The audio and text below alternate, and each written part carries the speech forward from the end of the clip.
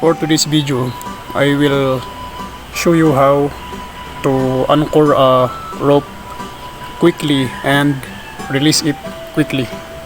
So as you can see, I am holding the rope it like this. There. Now we will anchor the rope at the post.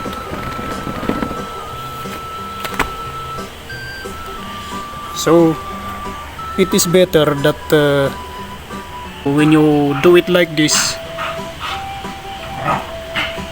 the end part is at the top of the main line. So now we will do it like this. There. First is to grab the main line part. Grab the main line part. There. Then the end part like this. Then pull the main line like that.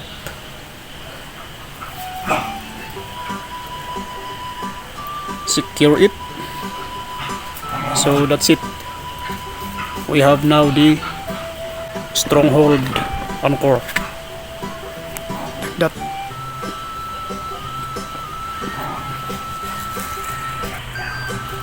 So I will make a butterfly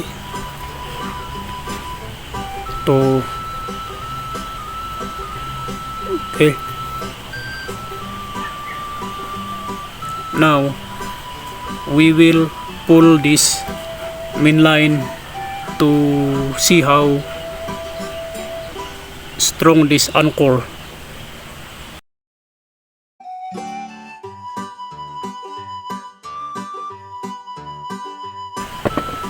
So there.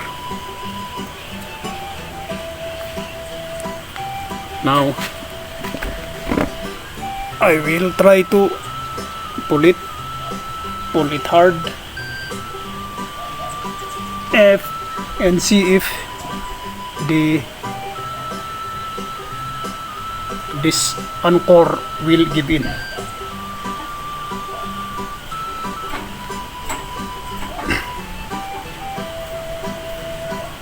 So there you go. Again.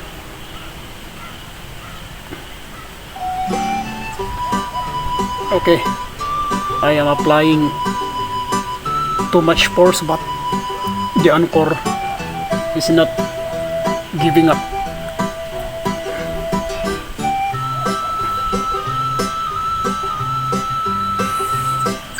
Okay, so that's it. Then the quick release, just pull this end part like that.